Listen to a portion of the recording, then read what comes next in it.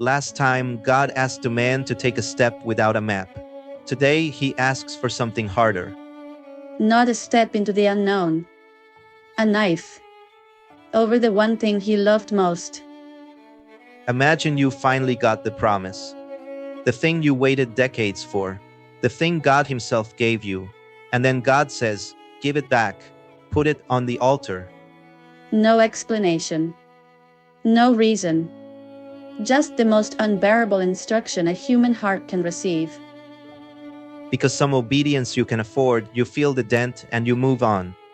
And then there's the obedience that doesn't take a payment. It takes the account.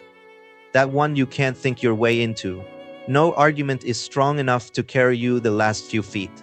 Can only be trusted into. And that's the wall most of our faith hits eventually. Not do I believe God exists, but do I trust Him with the thing I can't afford to lose? We'll trust Him with the unknown. We struggle to trust Him with the beloved. Because trusting Him there means He might ask for it. And we don't have a category for a good God who asks for the very thing He gave. So here's the question for today. What do you do when trust stops being cheap? When obedience comes for the thing your whole life is built around? When you can't explain it, can't reconcile it, and can't see how a loving God could possibly be in it. This is Faith is Fire. Today, when trust costs everything. The faith that lets go of what it loves. And the God who was never after your Isaac.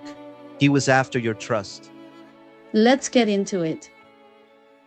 Start us here, Ross. I want to begin with the kind of ask that breaks the easy version of faith. Because most of us have a faith that works fine, right up until it costs us something we actually care about. We can surrender the things we were already willing to lose. That's not really trust. That's just good budgeting. Real trust only shows up when the price is the thing you swore you'd never put on the table. And here's what nobody prepares you for. The thing God asks for is almost never random. It's the specific thing. The one you protect over everything else. The relationship. The child. The dream you waited years for. The security you finally built. The plan you can't imagine your life without. He doesn't ask for the spare change of your heart. He asks for the treasure.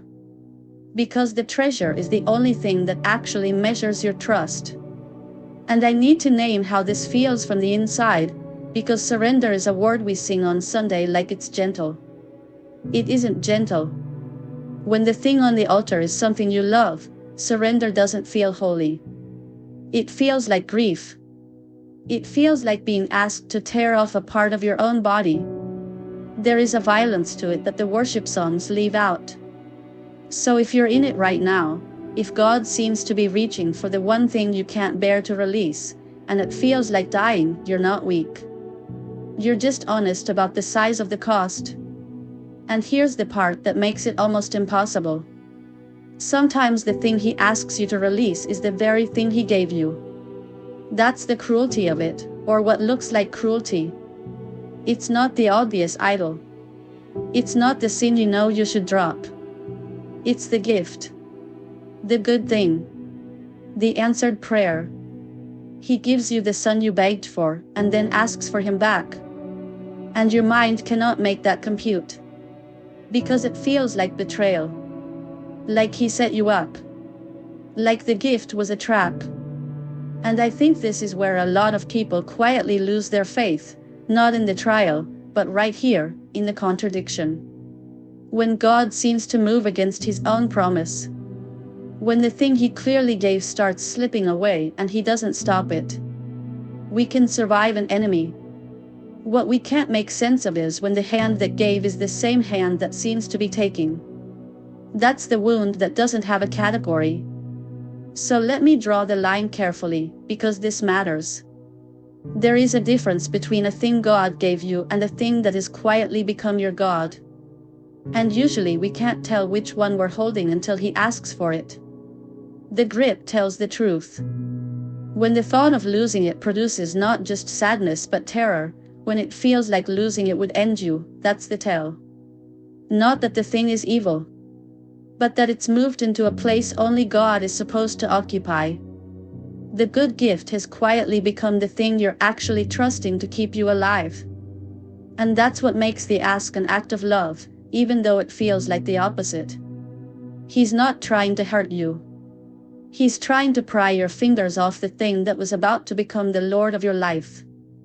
Because anything you cannot give back to God has stopped being a gift and started being a master. The most dangerous things in our lives are rarely the obvious sins. They're the good things we've grown to need more than we need Him. But I won't pretend that explanation makes it easy. Because in the moment, you don't feel the love in it. You feel the loss.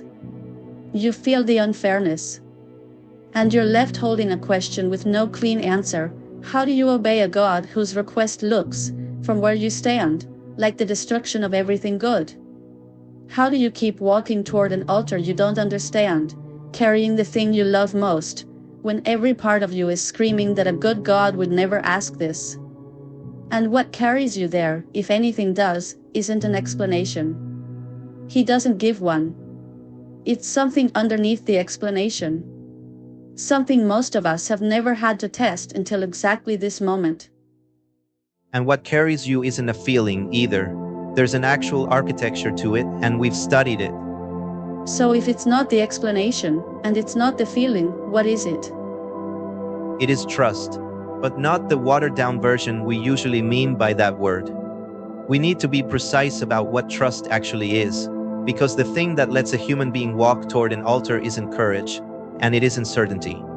It's a very specific mechanism, and the people who study how humans take catastrophic risk have a name for it. Okay, what is trust, actually? Let's define it cleanly, because we use the word loosely. Trust is not the same as certainty. In fact, trust only exists where certainty is absent. If you can see the outcome, if you know how it ends, you don't need to trust anyone.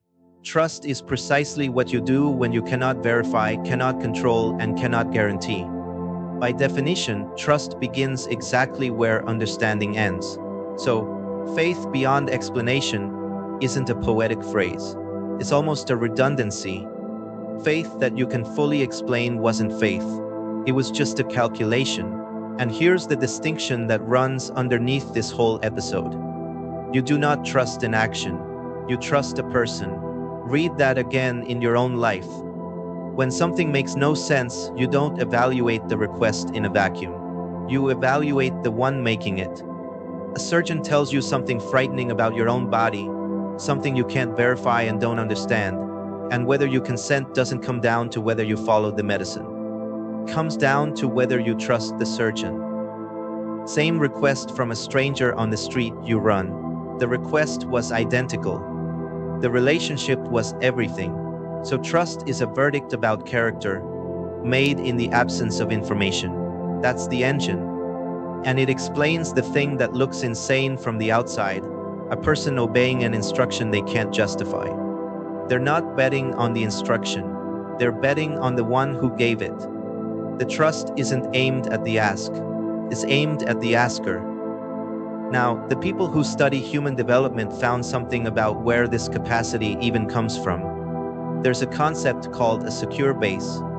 A young child will only explore a strange room, will only venture toward the unknown, if a trusted figure is present. With that secure base in the room, the child takes risks, wanders further, recovers from scares. Remove it and the child freezes. Here's the principle, and it starts in the crib, but it never really leaves us. We reach further into what we can't predict when we're anchored to someone we trust. The reach into the unknown is powered by the security of the bond. You don't venture because the unknown got safer. You venture because the relationship makes you strong enough to face it. And that reframes the whole thing. The reason one person can obey a devastating, unexplained instruction and another can't, it's often not about willpower. It's about the strength of the bond. The depth of the relationship shapes the size of the risk you can take. You will walk further into the dark with someone whose love you've tested and found solid, than with someone you barely know. The secure base sets the radius of your courage. Now let me bring in the part that makes this so painful, because trust under real cost is not clean. When you're asked to release something you love, part of you grieves it before it's even gone, because anticipating a loss can stir up the same kind of pain as the loss itself. So letting go in advance, surrendering something before you've lost it, means choosing to feel that grief ahead of time. That's why surrender feels like dying. You're grieving on purpose ahead of time, something that might never even be taken. Letting go and being robbed don't feel as different as they should. Both land on the heart as loss.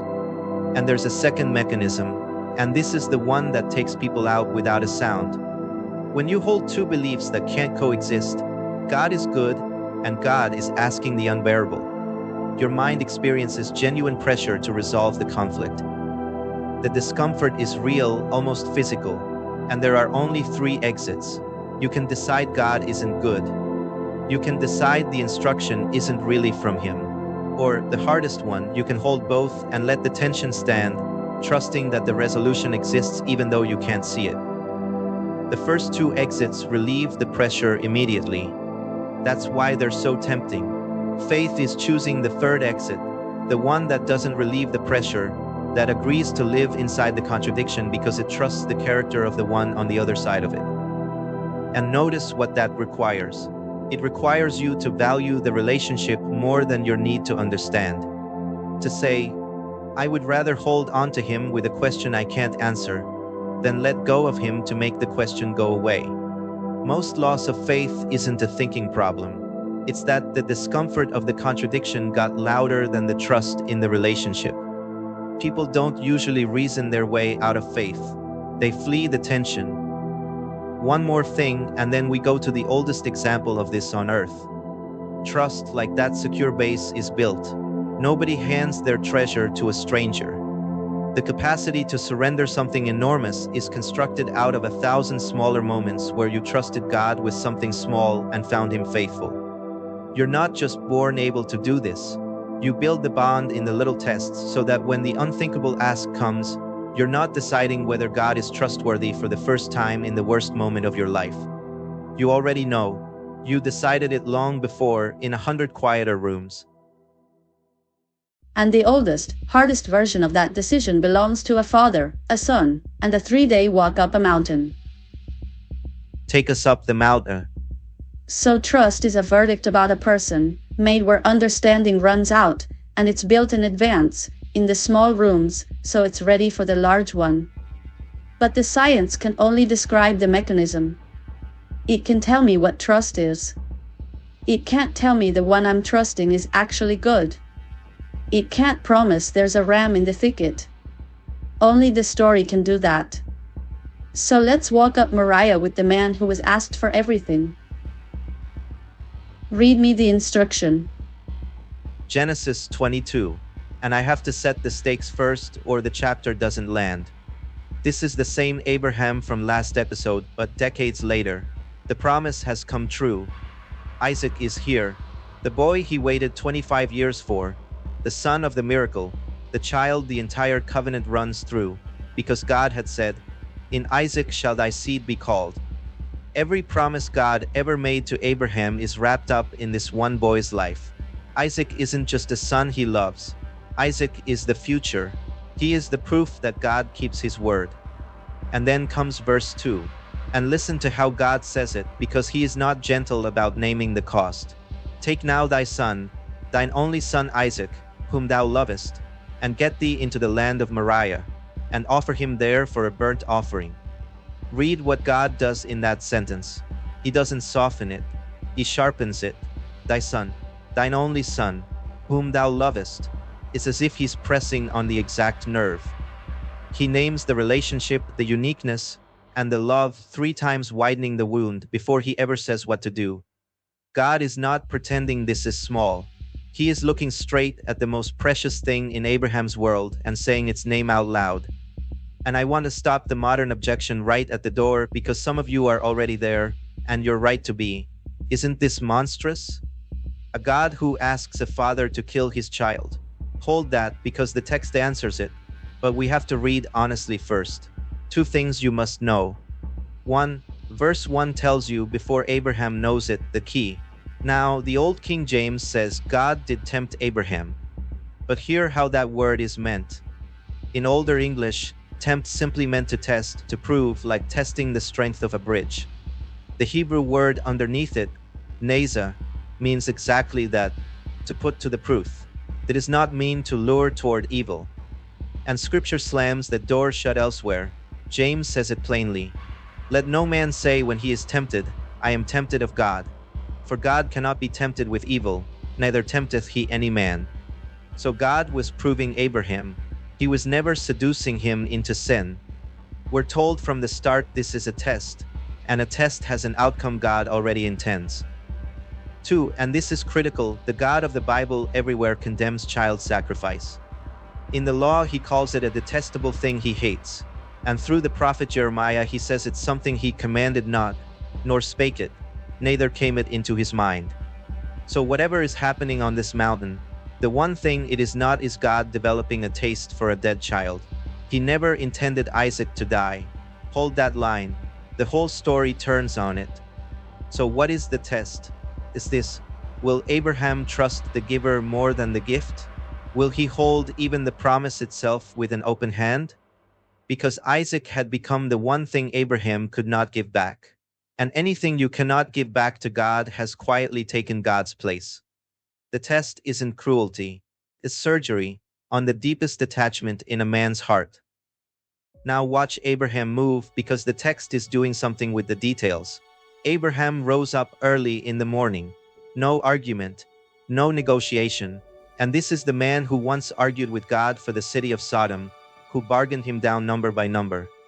For a city of strangers, Abraham debated. For his own son, he goes silent and obeys. That silence is deafening. It tells you something happened in him that went underneath words. And then the journey. On the third day, Abraham lifted up his eyes and saw the place afar off. 3 days. Sit with that. This wasn't a moment of impulse, a hot decision he made in a flash of zeal. 3 days of walking, 3 nights of lying next to his sleeping son, knowing. 72 hours to talk himself out of it, and he didn't.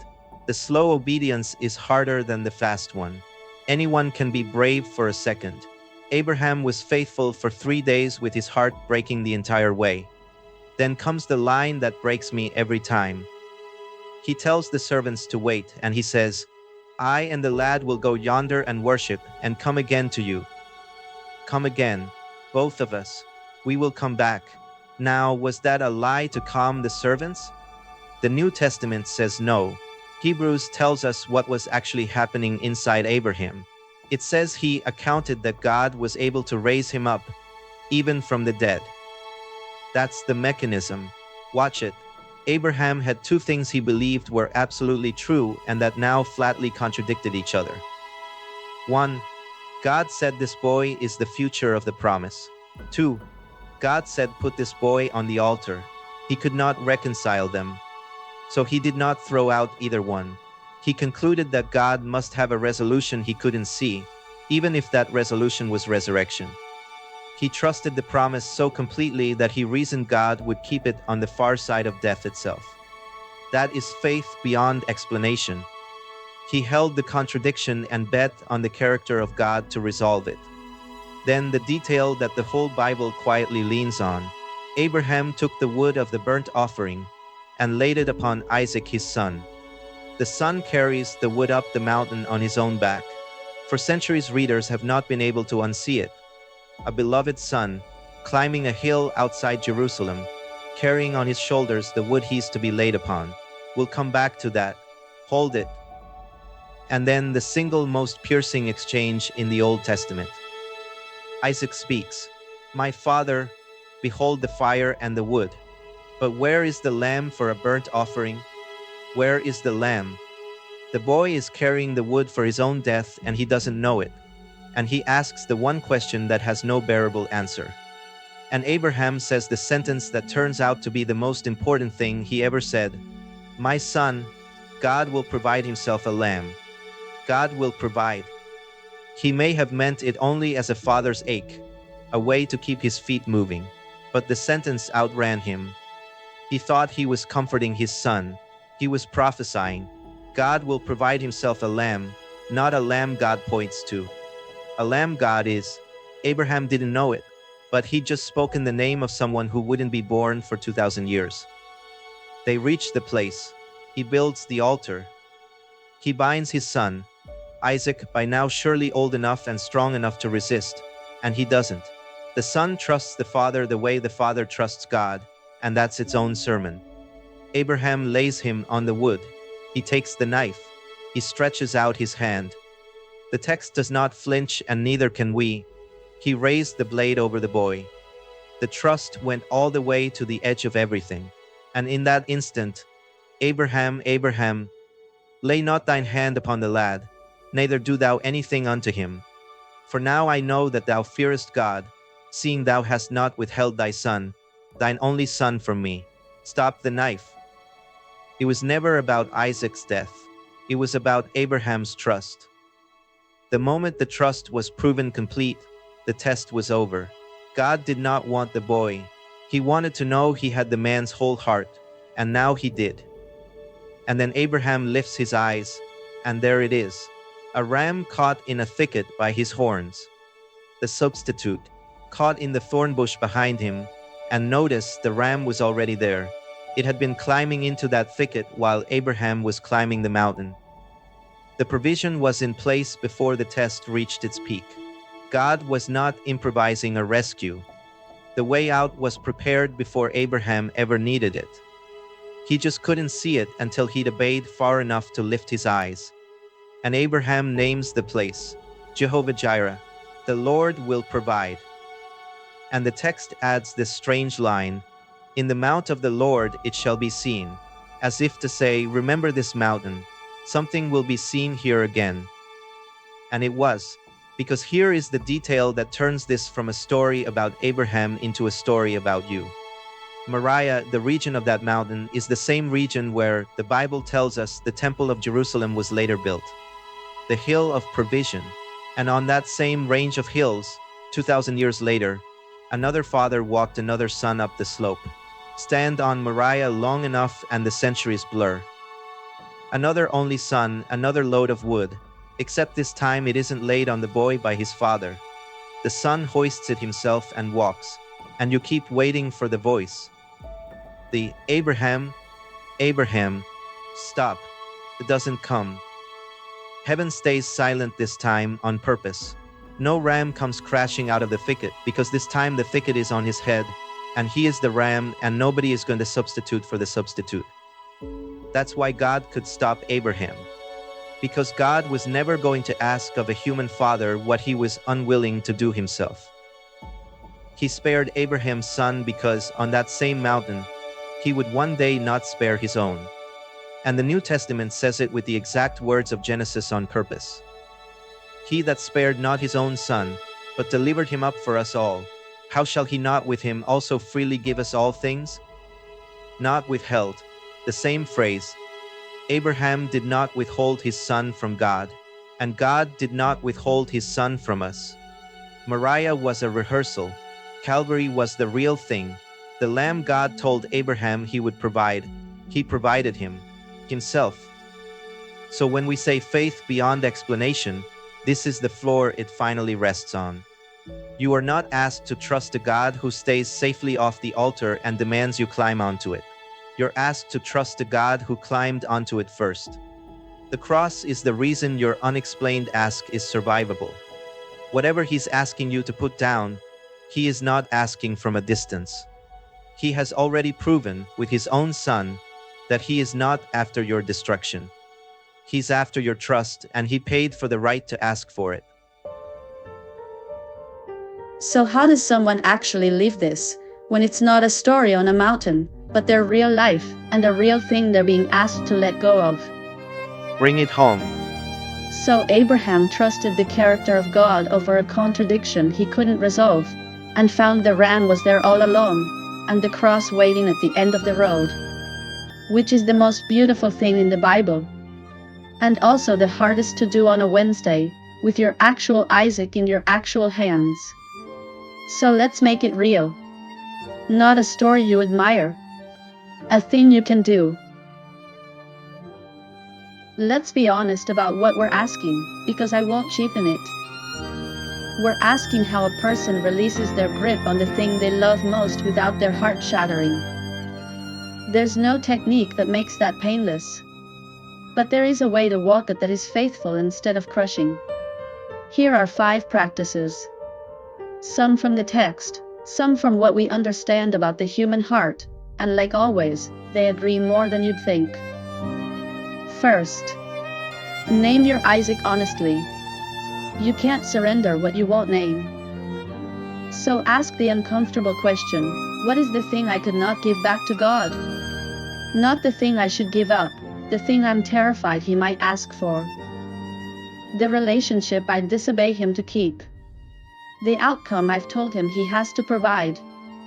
The person whose love I need more than His. The dream I've built my whole identity on. That thing, the one that just came to mind, the one your stomach dropped at, that's your Isaac. And naming it isn't the same as losing it. Most of the time God doesn't take it. But you can't hold anything with an open hand until you've admitted how tightly you were gripping it. Second, tell the difference between releasing and losing. This is the one that saves people. Surrender does not mean God is going to take the thing. Abraham came down the mountain with Isaac alive. The surrender was real, but the loss never came. Most of the time, what God is after is not the gift, it's your grip. He wants the thing dethroned, not destroyed. So when you put your Isaac on the altar, you are not predicting its death.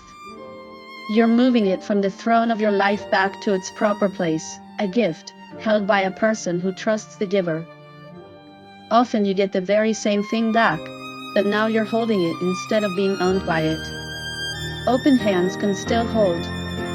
They just can't grip. Third, build the trust before you need it. You will not develop the capacity to surrender your treasure in the moment you're asked for it. We said it in the science, the secure base is built in advance. So the work is now, in the small surrenders. Trust Him with the small thing today, the minor disappointment, the unanswered prayer you release, the lesser comfort you let go of, and you are building the muscle and the history you'll need for the large ask, if it ever comes. The people who can let go of the big thing are almost always people who've practiced letting go of the small things for years. Don't wait for the mountain to start trusting. Trust on the flat ground, so your legs are strong for the climb. Fourth, and hold this gently. Look for the ram. When you're in the middle of an unexplained ask, you are blind to the provision the same way Abraham was.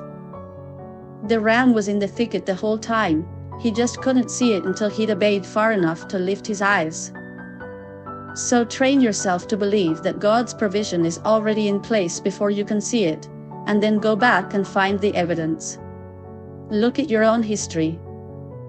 Find the times the ram showed up, the door that opened, the help that came, the thing you were sure would destroy you that somehow didn't. Keep those memories close, because in the next test your fear will swear there's no ram this time. Your track record is how you argue back. He has provided before. The thicket already holds tomorrow's ram.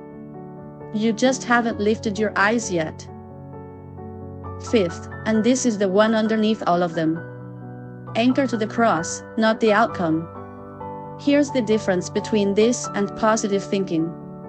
I cannot promise you the story ends like Abraham's, with the thing handed back, alive. Sometimes the knife falls. Sometimes you do lose the thing, and I will not insult your grief by pretending otherwise. So your trust cannot rest on it'll work out. It has to rest somewhere deeper, on a God who proved, on a hill called Calvary, that He is for you even when He doesn't spare you the cost. When you can't trust the outcome, you trust the character. And the character was settled at the cross. The proof that He loves you is not that He keeps every Isaac in your arms. The proof is a son He did not keep in His. And let me say the honest warning, like last time. You can turn all 5 of these into a new way to stall, to admire the idea of surrender while your hand stays clenched. At some point the open hand has to actually open. Naming your Isaac, talking about altars, journaling about trust, none of it is the surrender. The surrender is the moment you actually loosen your fingers. And only you and God know whether you've done that, or just described it beautifully. So let me do the direct thing. You already know your Isaac. You knew it 3 sentences in. The question isn't whether you can identify it. The question is whether you're willing to take it up the mountain, to hold it out to God and say, "This is yours. I trust you with it more than I trust myself to keep it safe." Not because you're sure how it ends. Because of who's asking. And if every part of you is unsteady as you say it, that's not failed faith. That's exactly what it cost Abraham. Scared and climbing is the whole thing. And that climb has one person in mind for this last part. So who is chapter 5 for? To the one person. I want to talk to one person now. Not the room. You. The one who stopped taking this as a story somewhere in the middle, because you're living it. There's something in your hands right now that you're terrified to lose. Maybe he's asking for it. Maybe it's already slipping and you can't stop it, and the not being able to stop it is its own kind of torture. And you've been doing the thing we all do, you've been trying to find the explanation that would make it bearable.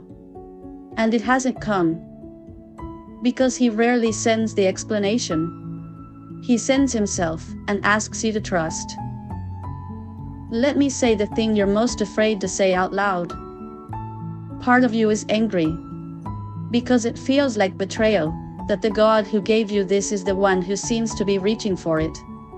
And I'm not going to scold that. Abraham walked 3 days in silence. I think some of that silence was grief, and maybe some of it was anger he had nowhere to put. You're allowed to climb the mountain with a breaking heart. The faith is not in feeling peaceful about it. The faith is in not coming down off the mountain, in not letting go of his hand even while you don't understand his face. And I want to take away the lie you've been telling yourself, that if you really trusted God, this wouldn't hurt so much. That the pain is proof your faith is weak. Hear me. The pain is proof the thing is precious. Surrender is supposed to cost. If it didn't hurt, it wouldn't be trust, it'd just be indifference dressed up as holiness. The tears on the way up the mountain don't disqualify your obedience. They're part of it. Abraham's hands were shaking too. And here is what I need you to know more than anything else tonight. The ram was already in the thicket. Before Abraham raised the knife, before he even reached the top, the provision was already climbing into place. God was not improvising. And he is not improvising with you. Whatever happens with the thing in your hands, there is provision you cannot see yet, prepared before you ever felt the fear. And hear this, because it matters, that provision may not look like the rescue you're begging for. Sometimes it isn't the thing kept, sometimes it's him, with you, in the very place you were most afraid to go. You will not see it from where you're standing at the bottom of the climb. You see the ram at the top, after you've obeyed far enough to lift your eyes. But it is real, and it is already there, further up than your sight reaches right now. And the God who is asking is not asking from a safe distance. That's the part that has to hold you when nothing else will. He is not a God who stayed off the altar. On a hill in the same range where Abraham climbed, he laid his own son on the wood, and that time, no voice stopped it. The knife fell on him so it would never have to fall on you the way you fear. So when he asks you to trust him with your Isaac, he is not asking for something he was unwilling to give. He gave first. He gave more. He gave his only son, whom he loved, and he did not withhold him from you. So here's the honest call. Not stop hurting. Not pretend you understand. Just this. Don't come down off the mountain. Keep climbing with him, even with the question unanswered, even when your hands won't stay steady. Open the hand you've been gripping with, not because you're sure how it ends, but because of who's holding the other end of it. Say it plain, I don't understand this, and it's costing me everything, and I trust you anyway, because you didn't spare your own son to prove I could. That sentence is the whole of faith. Not certainty. Not a feeling. Trust, handed to a person, across a contradiction you can't solve. The thing you love was never safer in your grip than it is in his hands. And you were never going to be able to keep it safe anyway. He can. So take it up the mountain. Hold it out. And trust the one who already proved, with his own blood, that he was never after your Isaac. He was always, only, after your heart. Stay with that tonight. Don't rush past it. If this found the real thing in you, the actual name, the thing in your hands, don't let it close back up by morning. Open the hand once, tonight, even a little. That's the whole walk. And if you want to keep going, this episode is part of a series. All of season 1 is building the same thing in you, a faith that holds when life stops making sense and starts costing something. The next episode goes to the strangest promise in the Bible, a peace that shows up when, by every reasonable measure, it shouldn't. Calm that makes no sense. That one's called The Peace That Makes No Sense. It's on the channel. Watch it next. Faith isn't fragile. It's forged in fire. We'll see you in the next one.